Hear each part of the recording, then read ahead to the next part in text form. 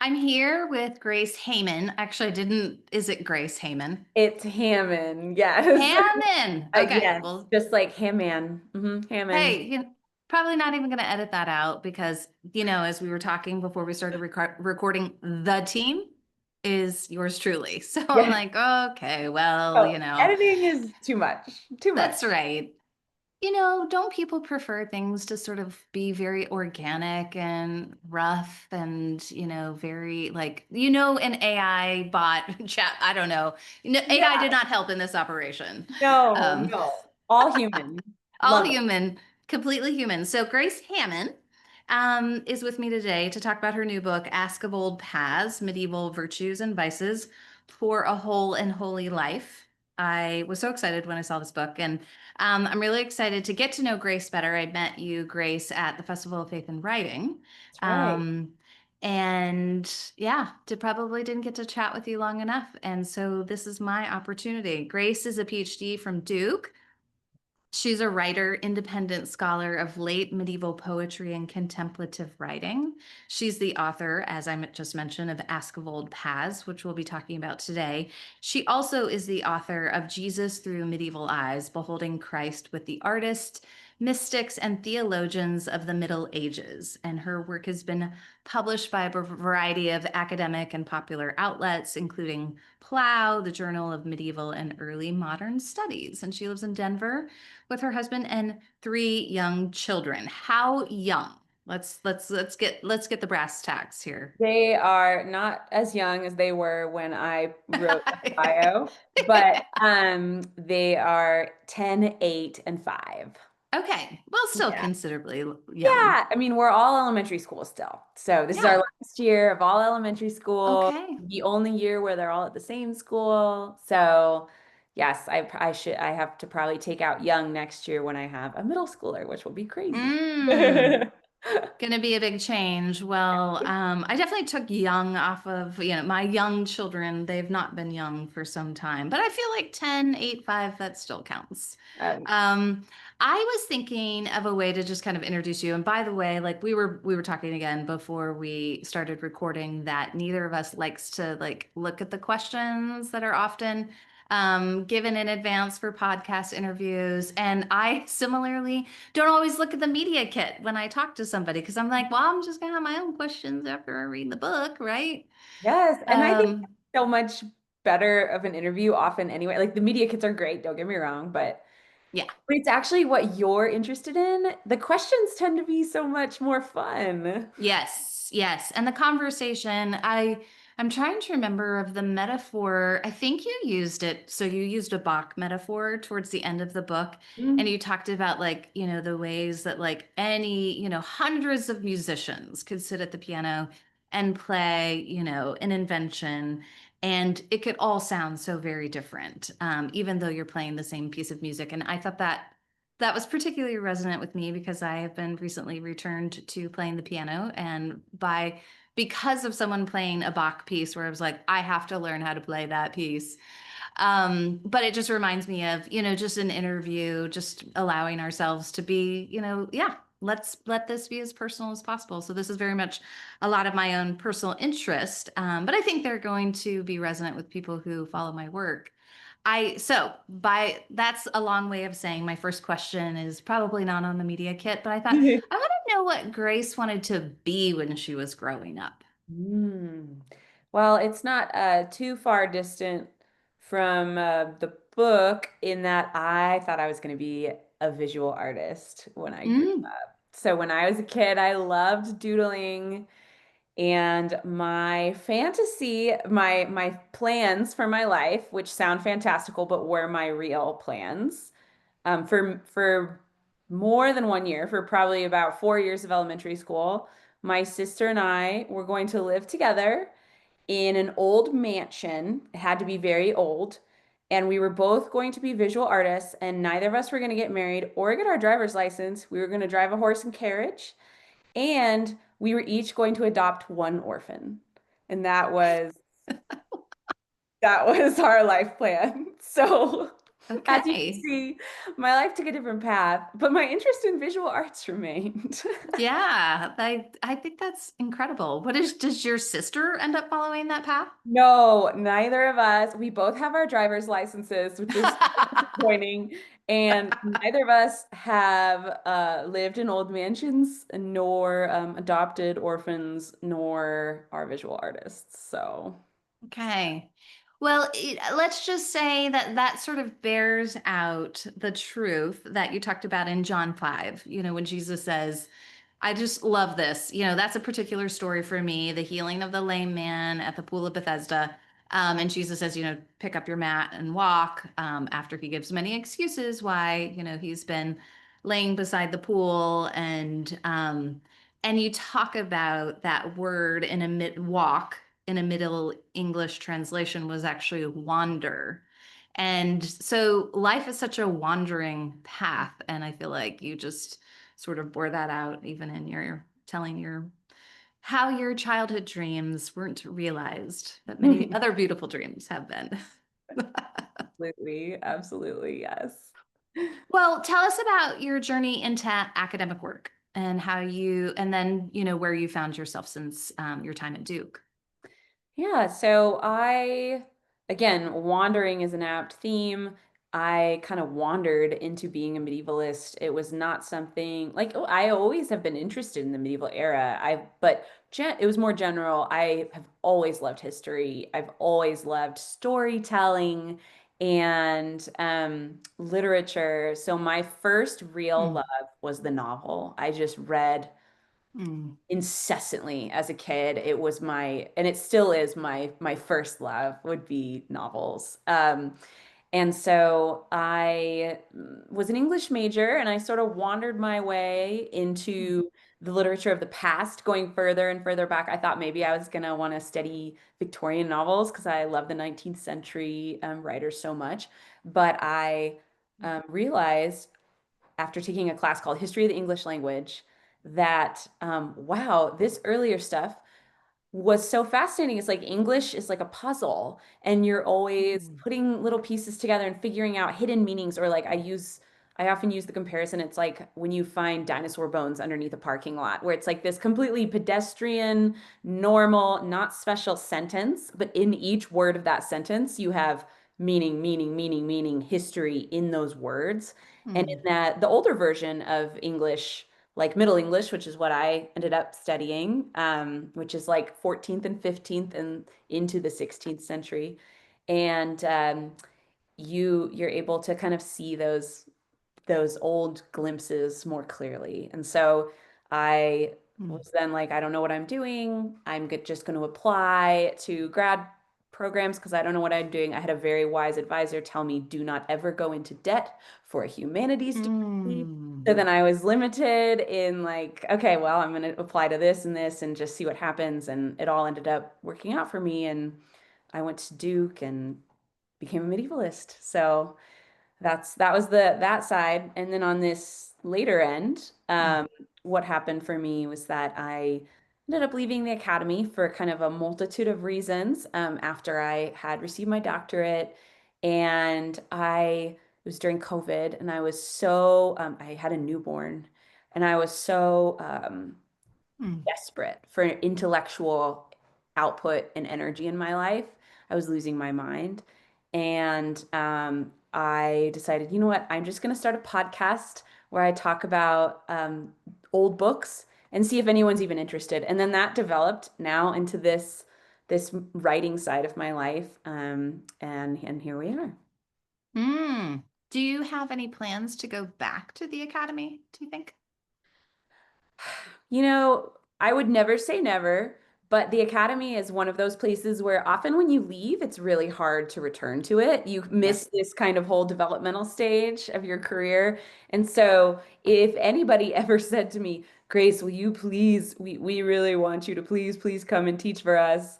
I definitely would be intrigued. I love the academy. I loved my time at Duke. It was amazing. It was one of the most fruitful Mm, and interesting seasons of my life. And I doubt that will ever change. Like, I think that when I'm mm, 90, I'll be saying, ah, those years were some of the most fruitful and interesting.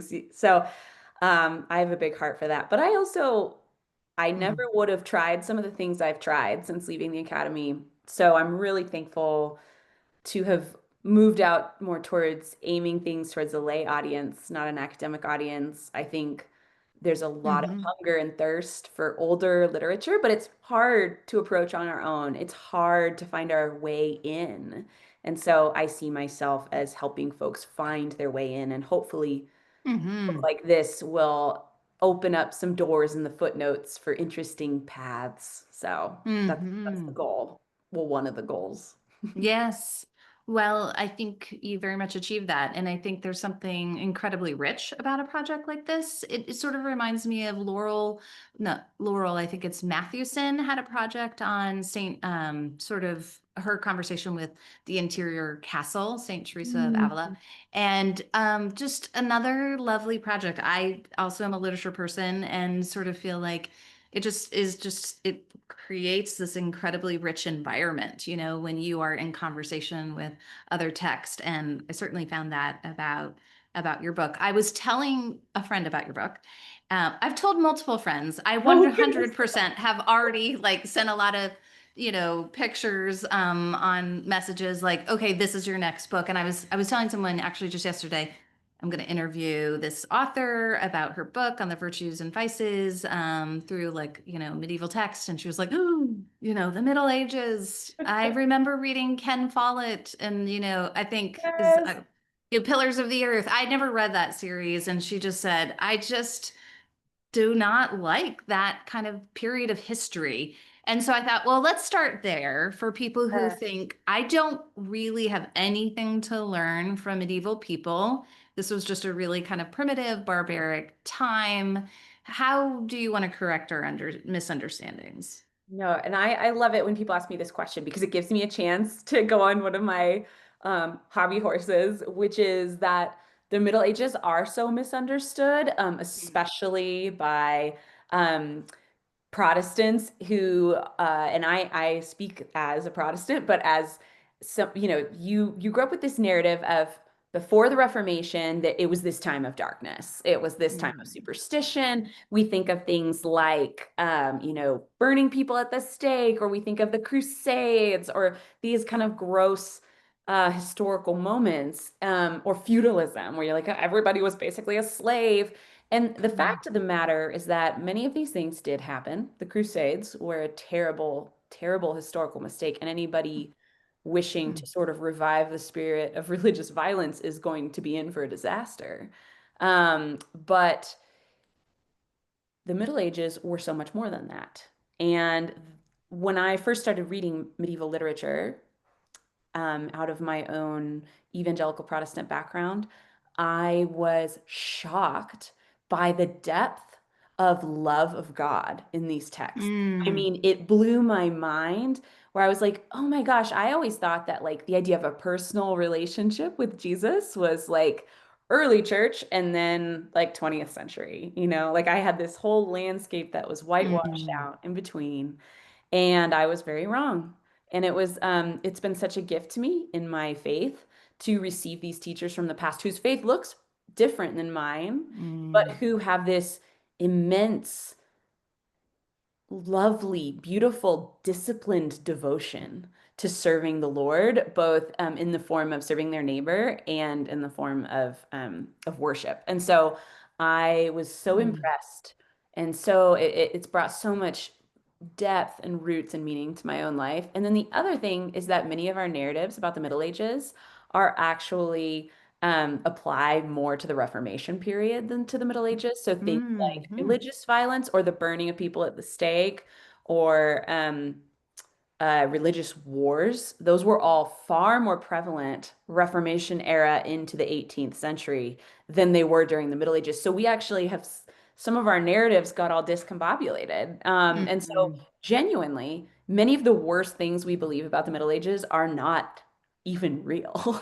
So mm, it's fascinating once you start reading, but really it's a very misunderstood time, and I really love what C.S. Lewis says in he writes this introduction to the works of Saint Athanasius, and he talks about when we read the past, it's like a clean sea breeze blowing through the windows of our mind. Mm. And so when we allow ourselves to listen to somebody who's not from our own time period, it kind of blows open our own assumptions about the way the world works, about who we are Mm. as people, because they have different assumptions than we do.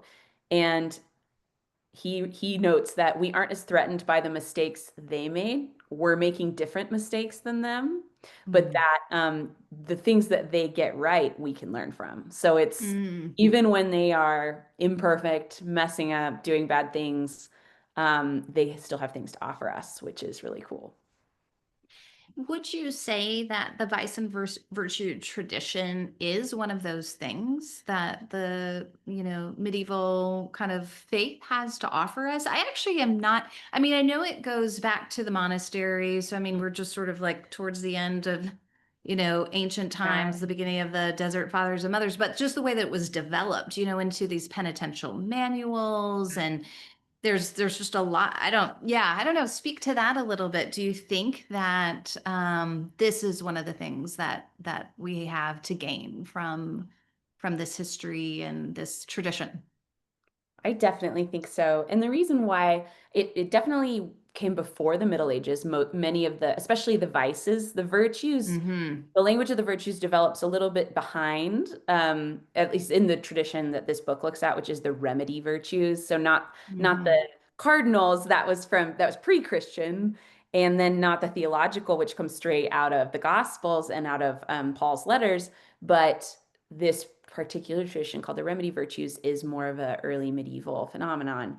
But what I particularly think is special about the medieval era and why I think they operate as words particularly powerfully is that this is the era when they were being developed with the Desert Fathers and Mothers. This was very much a monastic context. So this was people who had vowed to live their lives apart, Mm-hmm. which was a wonderful and beautiful thing.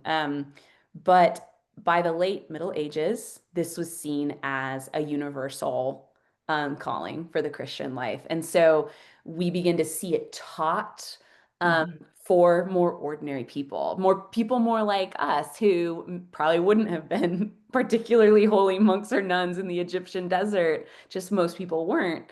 Mm-hmm. And so I think that they become more, they teachers begin to think about how can I describe these in ways that fit a more normal person's life. Um, Somebody who is a brewer or a merchant or a servant in a household, we're all invited into this. It's not that you have to be living this 24/7 life of monastic prayer. And that's how they began, but that's not where it ends. So I think that's something that the Middle Ages Mm-hmm. really offers us. And so in that service, this book is super interested in like the metaphors and imagery of the virtues and vices. And I think it's related to that rise of teaching it for lay people. Because how are you going to teach it to folks who have a very low level of literacy? They aren't reading, all these wonderful people that I quote, like Augustine or St. Bernard of Clairvaux, or even some of the contemplative writers. They aren't encountering the ideas that way. How are they encountering them? Through sermons, through poetry, through these image laden things. And I think our particular burden with virtues and vices language is that we've encountered them as so boring, so washed out, so Mm-hmm. vague, or just like goody two shoes. We have no sense of their life and color and joy. Mm-hmm. And I think these images used to teach lay people can help us to return to some of those things. Well, I'm not going to forget the image of Lady Fortitude with the anvil on her head. I was Totally. also just discussing that with someone yesterday, the difference between the chip on the shoulder versus the anvil on the head. Mm. Like what a contrasting, pair of contrasting images. Um, but why don't you just kind of give a brief kind of overview of, the seven deadly sins, the vices, and the remedy virtues that you're talking about in the book. And if you could just kind of Yeah, say a little bit about each of them. Yeah. So this book takes up that seven capital vices tradition, and that developed, with John Cassian and all these monks in the Egyptian desert, basically, and the desert fathers and the desert mothers. So men and women living both solitary and in community. And so these were Mhm. identified as sort of, so capital comes from the Latin word for head, caput. And it basically is like, this list is like the headwaters of all of the myriad of ways in which we um, can avoid or ignore or resist our vocation to love. So for the monks, the early monks and nuns, is this sense of really tied up with their vocation of being in the monastic life, and then it, like I said, expands out, and so that list is pride, envy, wrath, sloth, avarice, gluttony, lust. And so that's that initial list. And of course, we're familiar with all those words, and we might have different meanings than some Mhm. of the meanings drawn out in the medieval tradition, but those are all fairly familiar words to us. And then along the way, along this developmental kind of path, medieval pastoral thinkers, again, initially in the monastic communities, but then quickly kind of expanding, people begin to come up with remedy virtues. And this was the idea that just like we have today, virtues and vices are habits, meaning that they're part of your character. There's something you practice. They can be increased Mhm. or eliminated over time, over how you're acting in the world. So I always tell people, think of the most patient person in your life. You aren't calling them the most patient person because they were patient one really important time. It's Mm. because they are patient as a mode, right? They're patient as a way of moving through the world, as a way of being in the world, even in their thought patterns. They are patient. And it doesn't mean they don't fail because in all of these you fail, but it means that that's Mhm. something consistent, part of their character, part of their disposition. And it's the same with the vices. If you think of the most envious person in your life, same thing. That person has that kind of corrosive quality in the core of their relationships and how they connect with people. And so these are habits, just like we're more familiar with using the word habit in terms of like exercise or eating, but it's the same idea where if I eat a certain way, I develop a habit of it, or if I exercise, eventually it becomes more part of my life and easier Mhm. for me in certain ways. So the idea of the remedy virtues is that when you are trying to get rid of an old habit, you need a new habit to replace it, which we all know very well if we've tried Mm. to change something in our lives. You can't just stop cold turkey. You have to kind of move into a new Mhm. way of being. And so that was this idea of certain virtues answer those certain vices, and have the power to kind of undo those painful ways of being in the world. And I always like want to remind Mm. people that it isn't like a works righteousness thing. This is all held in the grace of God, but that you actually are a moral agent, and we have the power to practice saying yes and no to things. And so that's kind of Mhm. where this idea comes from. So humility answers pride, love answers envy, meekness answers wrath, fortitude, sloth, mercy to avarice, abstinence to gluttony, and chastity to lust. Mhm. Gosh, I mean, I want to talk about all of them, but I thought, well, one perhaps interesting way to kind of keep this sort of personal is to just to say, what is the most meaningful pair for you in your particular season of life, as you have done this deep dive, like, oh, wow, this helped me name something for myself and has given me some habits and practices to move toward. Mm. I think, I mean, honestly, the hilarious thing is that all of them, when I was writing, I was like, oh my Yeah. gosh, like, Yeah. I didn't think I struggled with this.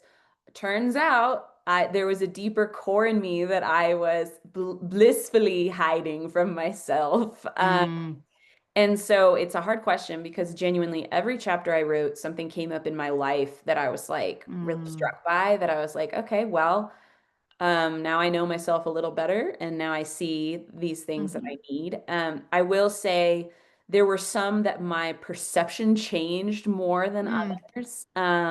So for instance, um, the wrath and meekness chapter was such an interesting one to write because the base kind of idea, well, meekness is such an unattractive word to us today. We associate it mm, with timidity or cowardice or being a doormat. It's just not a word that we like mm, for a moral idea. And mm, so I knew it would be interesting because I've always, you see it used in the Bible and you're like, okay, I'm missing something here because it's an important concept for Christ. Like he uses it on a regular basis, this idea. mm, And what meekness actually is it is a type of patience that is the particular type of patience that helps us to react appropriately in our anger. And so mm, this ended up being a concept that really stuck with me because, um, I mean, we live in a super angry time in human history. We're just like being mhm, stirred up always to be angry and to be reactive. And mhm, anger by itself is not a vice. Augustine of Hippo writes about how anger is a passion, meaning it's kind of a moral neutral until, depending on what provokes it, what level of angry you are. So something you can be angry about something, but then completely overreact, or you can be not angry enough over certain things, mm, like child abuse, genocide. I mean, the list goes on. So anger itself is not bad. It depends on how it is deployed and the patterns of anger in your life. And mm, so meekness none of us can run mhm, away from anger. We're all humans living in bodies, and in fact, it would be bad to run away from anger in many cases. And meekness is that virtue that kind of holds space in your own heart and in your mind for truth to inform your anger.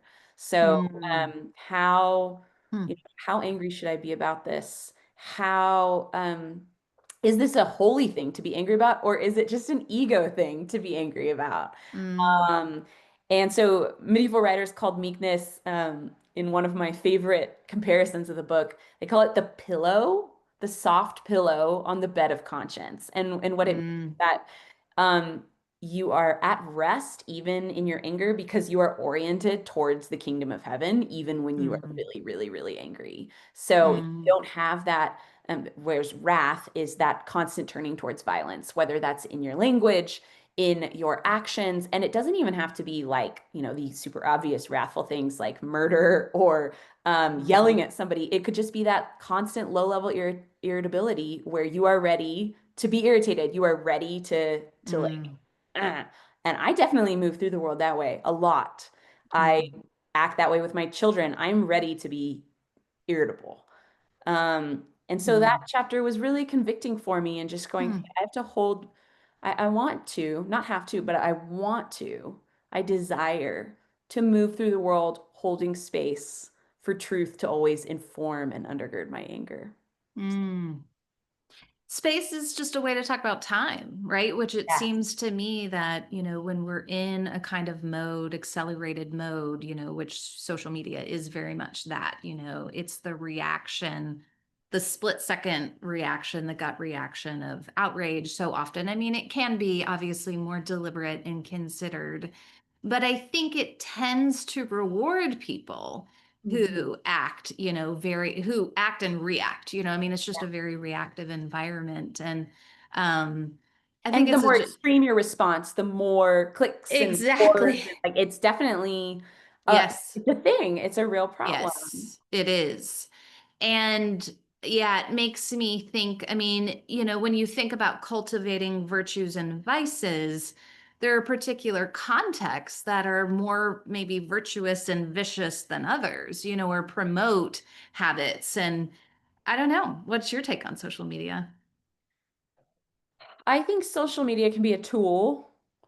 But like any other tool, it probably should have a use with caution label on it. And I Mm, think this is what I really love and appreciate about the virtues and the vices, is that medieval writers were kind of keenly aware that your context always mattered. Virtues and vices yes. take place in the context of a personal life story. So something that is courageous for you might not be courageous for me, just dependent on our dispositions, on our contexts, on our vocations, on our social settings. I mean, and I love that that's Yes. not like, oh, these are relative, because they're not relative. They're about truth and the kingdom of heaven. But that you can have somebody living 600 years ago and you can have somebody today, and you can say about both of them, despite the fact that nothing in their life looks the same, these people both were meek or were merciful or whatever it is, and they're going to make very different life choices, but that we still are able Mm, to see that virtue unfolding. And so I think social media is one of those things that mm, for some people, you should probably flee. Like for some people, there's nothing good in it for you, depending on your disposition and your temptations and your heart and your life context. And then for some people, it's just not that big of a deal. It doesn't really affect how they think. It doesn't really affect how they act. And then for some people, it's an evil that must be endured because they have to use it for their work or their job or whatever. And so mm, this is a great example of how contextual the virtues and vices are.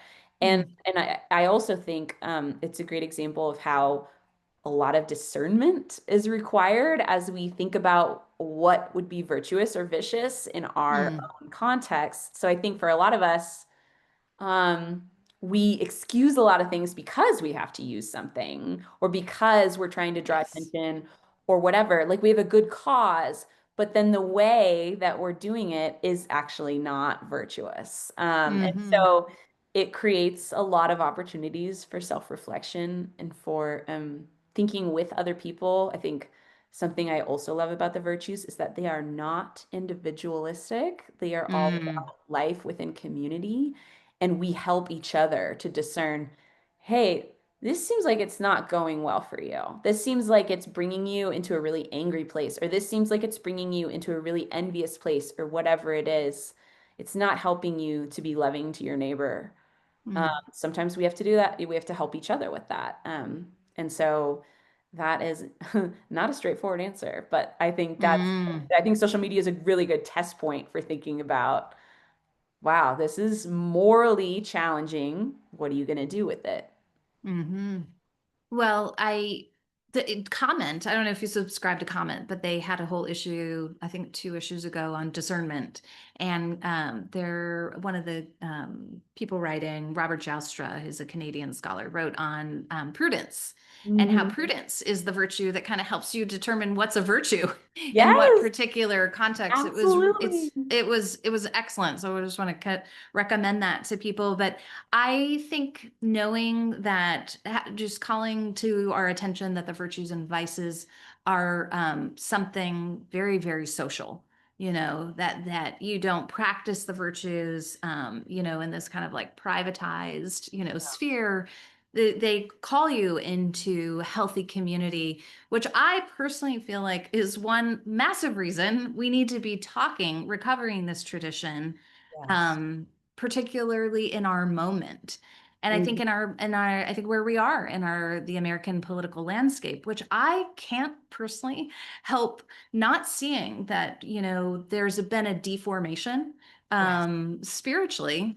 Um, and I think one of I feel like there's this Protestant rejection of the virtues for the reason that you sort of talked about. Not a rejection. I mean, obviously we say that they're good, but a rejection of kind of the active pursuit of a life of Mhm. virtue. Yes, that it's Like, ooh, intentional, that you're thinking carefully right. about these. Yeah, absolutely. Yes. Well, talk about that. What do you see? And then I would love for you to kind of connect it to kind of where we are in our political moment, if you want to go there. And if not, I will help you along. Oh, yeah. I mean, I will say,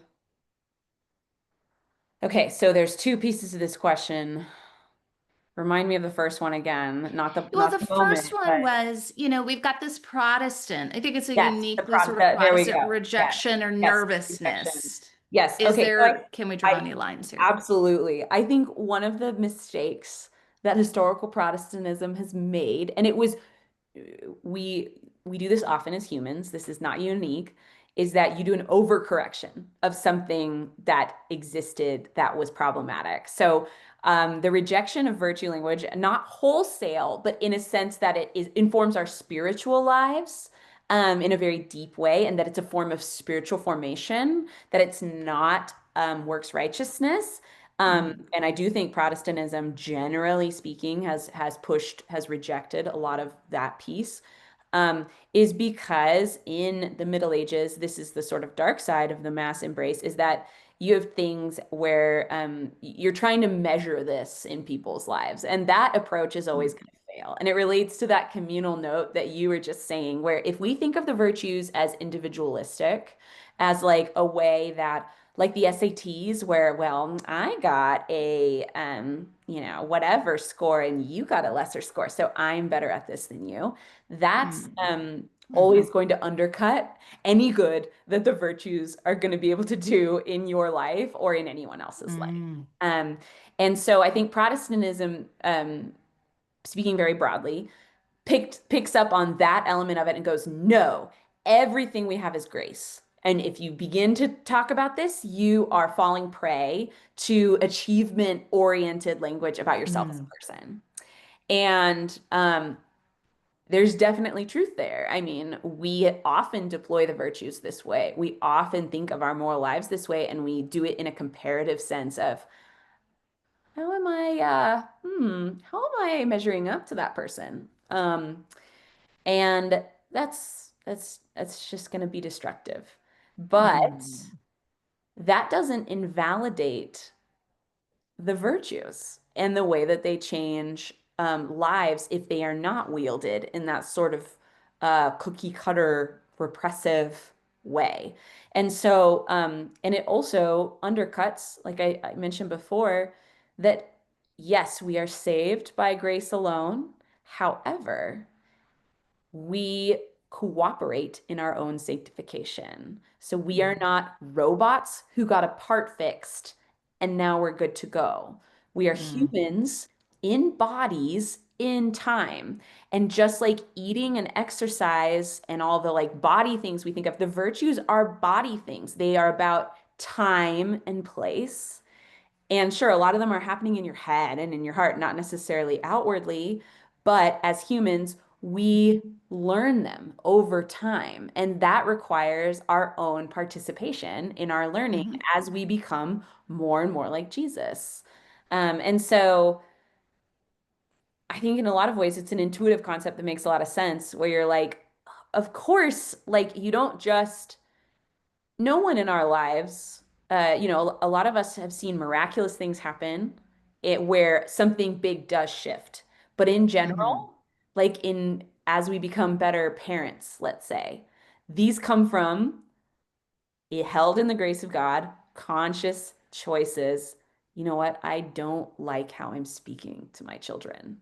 It Mhm. doesn't mean I'm not going to keep doing it sometimes, but I don't want to do that anymore. I'm Mhm. done with that. Or Mhm. in a marriage, I don't like how I jump to blaming this person for things. Mhm. Or in our relationship with our own parents, or in our relationship with coworkers. I mean, you see this relationally all the time. And that's Mhm. true too of other kinds of relationships, like our relationship with God and our relationship with one another as believers in the body of Christ. And that is where Protestantism often throws the baby out with the bathwater. Mhm. And then, as far as our current political moment, I talk about this a little bit in the introduction to this book. I Mhm. talk about how the quality of our moral language and the strength of it today often lies in our values. So when we are in a room, depending on the room we're in and the people we're around, phrases like pro-life or pro-choice or anti-gun, anti-union, or fill in the blank, all of these Mhm. pro-anti values language words um, determine whether you are good or evil. Mm-hmm. And what this does is that it short circuits multiple things. One is that it short circuits any kind of problem solving communication. Because if you talk to those people, you are dealing with evil. And the evil, Mm, we do not negotiate with evil, you know? Oh, wow. Okay. I would venture to make a humble suggestion that the people who care mm, deeply about uh, forms of human life and expressing the value of human life in things like abortion or gun control, which seem to be on opposite parties, opposite sides. Actually, if we could find a way to communicate with each other, there's a mm, ton of shared things that could be potential inroads if we could actually manage to think more carefully about our language and about how we think about the good and evil of the other side. mm, So this short circuits good communication. It short circuits communal life together, and mm, it creates false binaries of belief that are actually way more complicated in real life, in mm, a real neighbor. And so I think that's one thing that the language of the virtues and vices can help us with is if we can move more towards thinking about as Christians things like mercy, right? Where we go, okay, if I'm taking mercy really, really seriously mm, as seeing the image of God in everyone, even those who are hard, even those who disagree with me, even those who are who have made horrible mistakes and are now suffering the consequences of their own decisions. Um, dude, that changes your mm, political life radically, and it changes the mm, kinds of choices you make. Even if you disagree with some folks, you still have to think about it in a different way, and then maybe that will manifest in different forms of action. So I think by or justice, that's another word, or mm, um, mm, abstinence is a word I discuss in this book, and that's a lot about our attitude towards time and towards the environment and towards the things we consume. I mean, this just ends up being this multi-layered reevaluation of I can't just say this is good, this is bad, or I'm on this team or I'm on that team. I have to discern what the circumstances call for as a Christian following Jesus. mm. Wonderful. I loved in the introduction, I've been thinking about this a ton, the distinction between values and virtues, and also how values are so a little bit, they're external to us, right? It's like this, it's a belief, right? That I kind of take up in a good, maybe, as I see it. But a Yeah. virtue is you can only, it has to be Me here. embodied, you No, know? and really, you can't ever look into somebody else's heart. So you can't even, obviously, Yeah. our actions are fruits of who we are on the Right. inside. But even then, we have to be so careful when characterizing other people. The only people we can know about are ourselves. Mm. So this is another way in which it keeps you sort of grounded in, okay, values are external. I can have values and not act on them. That's very easy. In fact, I Hmm. do it all the time where I'm like, I value, I can talk against fast fashion and then I can go buy a cute little tank top at Target because it was on sale. Like there's no Hmm. relationship, there's no necessary relationship between these things. Hmm. And that's not the case with the virtues. It will never be the case. It always is like, well, did you do that thing or did you not do that thing? Because Mm. that's what entails the virtuous life.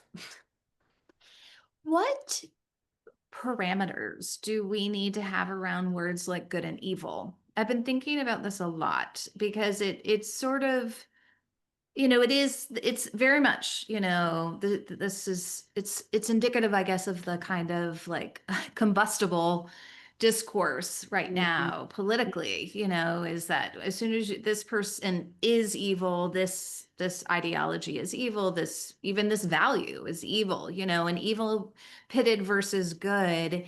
And so I've been really kind of wrestling with how to use those words. What do you think would be some helpful parameters around them?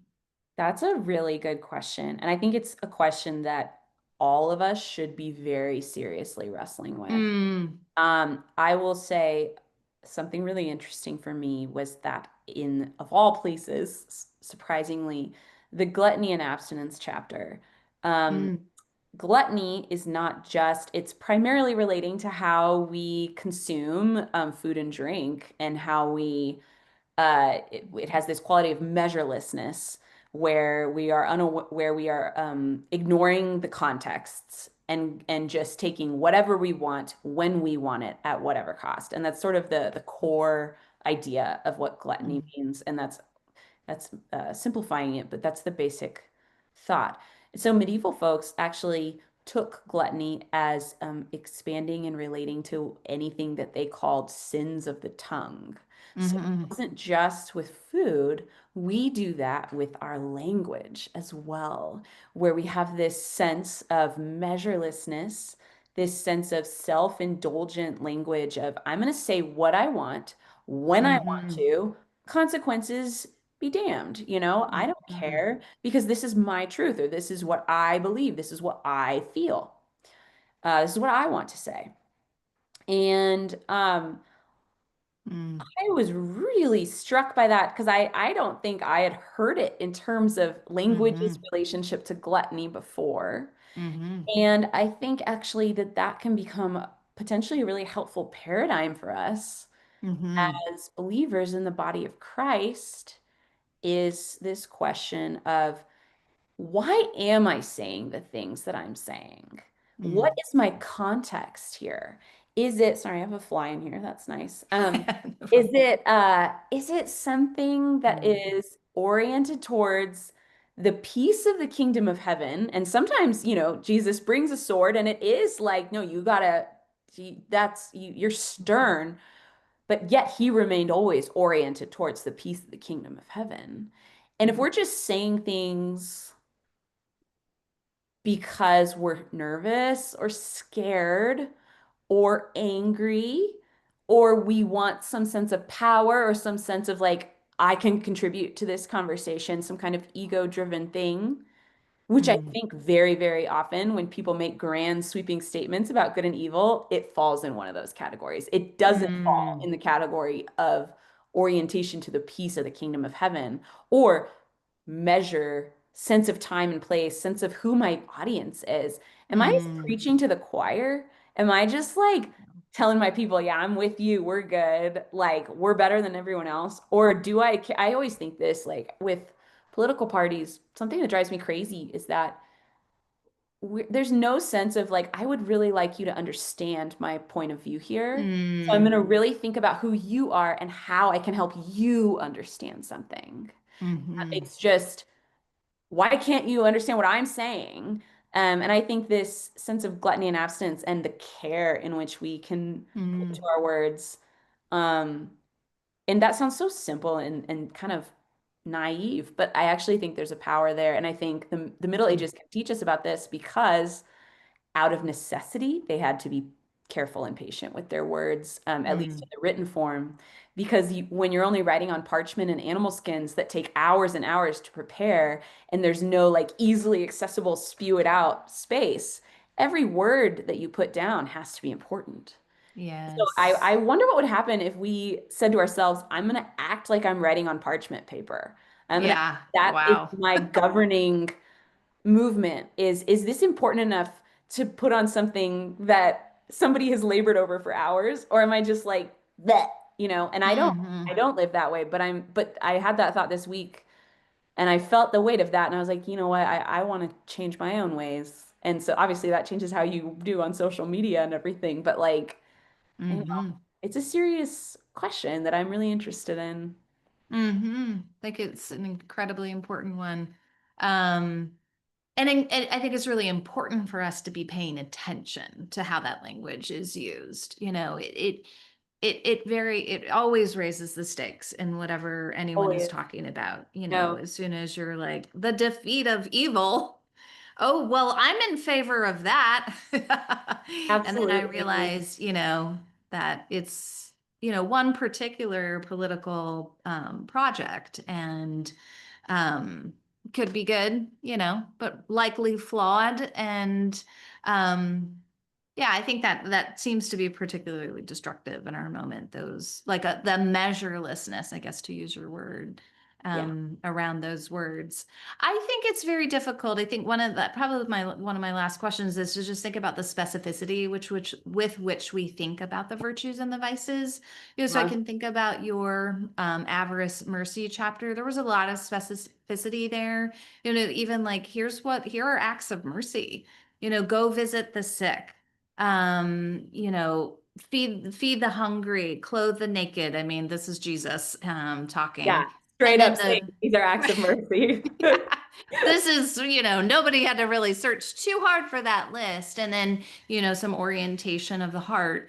And then you get to the chastity chapter. I thought you felt a little bit more nervous about being specific. And because, we're coming out of a culture of purity culture, where Exactly. there's a great deal of specificity that actually proved to be unhelpful and binding and heart and wounding, I think, Yes. for women. So, how do we think about the degree of specificity and when it's helpful and when it could potentially be harmful?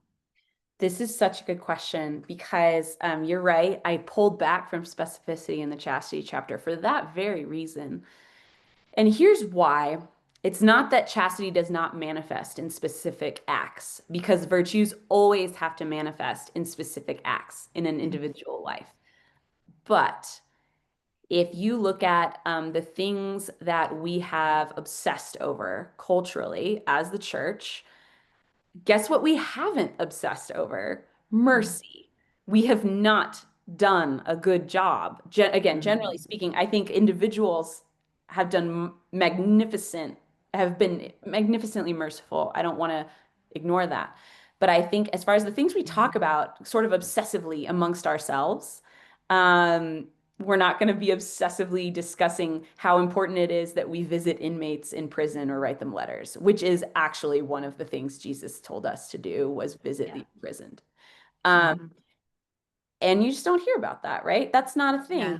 Whereas chastity, I pulled back because we have lost the thread of the big plot of chastity. We go, what's the Mm. point of, when we're so obsessed with the minutia of are you sleeping with your boyfriend or are you not sleeping with your boyfriend? How far did you go? Did you get to third base or did you only go to second base and you're better? Like these are the Yeah. things that I don't know about you, but I spent as a kid in the early aughts many hours discussing in Mm. youth group, endless hours. And and so I go, God, you know what was not that helpful for telling me why chastity was important? I just heard this as a list of things to do and not do. And I had Mm. no sense of Mm. why that reflected a life following Christ. So in the chastity chapter, to pull out and to look at what is chastity even? What is Mm. the core of chastity? Whereas in mercy, to get granular, because I think Christians, we like to think of ourselves as merciful. We go, Mm. that's really important. But then if I said to you or to anyone or to myself, name how many of the acts of mercy you've done recently. Mm. Ooh, Mhm. okay, maybe I'm not as merciful as I thought I was. It's not Mhm. manifesting in direct action in my life. Um, so different words have Mm. different historical baggage, different words have different cultural baggage. So I Mhm. think that when you're asking how granular should we get, I think we should always be thinking about the context of these words and going, okay, chastity, Mm. once you're in personal conversation with somebody, maybe it does end up getting granular. Maybe Mhm. it does go, how are you using other people to make yourself feel better? And that sounds really harsh, but that is the core of lust is how are you Mhm. using, and that doesn't even have to culminate in anything sexual, which is Mhm. crazy when you think Mm. that way. Because then Mhm. each of us, even if we're not cheating on our spouse or having sex with our boyfriends or whatever, you start to go, I am not very chaste, actually. I Mhm. am using people on a regular Mm. basis. Um, That that's a helpful rubric to even just think about pornography, which is massive and widespread. 100%. And Christians, the rate of, pornography addiction within Christian communities, I don't think it's statistically any No, different. no, and that's right. And that's why you can talk about ethical pornography or like paying people properly all you want. Right. Doesn't matter for Christians. Absolutely. It is a moot point where you go, you are still using somebody for Yes. something. And that's Yeah. what it boils down to. And so I think going to those meta places for some of those helps us to then be like, oh, wait, I got caught up in all the minutia and I lost track of the big picture. Yes. And Mm-hmm. so there are other virtues and vices, like we've Mm-hmm. been focusing on chastity and mercy as two kind of opposing things. I think another one is humility, where we pay a lot of lip service to it, but humility is hard to pinpoint in granular acts because it looks so different Yes. in different Right. lives. And Mm-hmm. so again, to think about humility well, we can't just be like, oh, somebody saying X, it doesn't mean they're humble. Mm. So it's all different depending on the virtue or vice that you're talking about. Mm. Humility is so difficult to pin down. And yet we need to think so seriously about what it would look like for each one of us individually, Mm. as we live in community. Mm-hmm. This is, I think, a really important tension when we are in spiritual leadership, when we are, shepherding people, pastoring people or shepherding people in smaller ways. How do we call people into a life of virtue and give them a true sense of what that does look like? Yeah. I mean, I had the I don't know, not so enviable task of talking to the youth group girls, this last spring. And I'm like, oh my goodness. Um, and of course, all they want are all the specifics, they want, Totally. they want the kind of, hard and fast rules and, um, and I felt that it would be an act of love, where I thought it would be an act of not loving them well if I just kind of avoided some of that. And Totally. yet, to your point, I mean, if that's all they have and they don't have a larger picture, then because the larger picture is where you slot things in, right? All of these kind of unforeseen things, or when you are doing the thing, but your heart is not aligned with it. Might Yeah, be doing the right thing and loving and gaining nothing, giving away thing, for exactly. example. No, this is the complicated nature of the virtues, is that you can do the right thing, but if it's not done in love, if you are um, if you are just doing it because you're afraid or because you Mm, want to be seen a certain way, then it's not going to take any hold that's real in your own soul, you know? mm, It's only going to be, I mean, like, kudos to you for doing something good. Like, that doesn't go away. However, I think we see this all the time played out where you go, somebody who's lived like a pretty ostensibly good looking life, and then you see their heart appear in something, and you're like, oh no. Or you see it in yourself where you're like, I yeah. made all these right decisions. And then when it comes down to brass tacks, I'm like, oh wow, that was really ugly. That thing that I thought or that thing that I said. Even though Mm, it should have not been, like according to the outside of me, right? Um, and that's the complicated thing, is that if they're not done out of love, it doesn't matter. mm. Love is virtue, the coherent expression of virtue, which is Exactly. I think you say it, how do you say it in the book? I say love, every virtue is just love in disguise. Okay. Um, Yeah. if you know, if you are if you are fully chaste on the outside, not doing any of these things that Christian culture has so long taught as like bad or wrong, but yet you're doing it because you're just judging everyone else, it's not going to mean very Mm, much in how you love the people that you're around.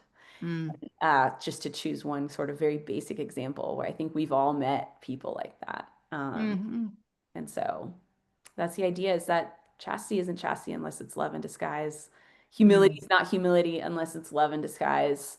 Mercy is not mercy unless it's love in disguise. mm.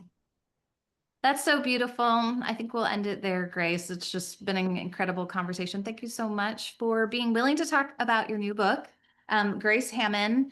Ask of Old Paths, Medieval Virtues and Vices for a Whole and Holy Life. Thank So I you hope so you'll go out and get your copy because I've been texting everybody a picture of Thank it. you so much. I really appreciate you having me on. You asked such great questions. Oh, it was fun. Thank you so much. Okay. Well, I gotta figure out how to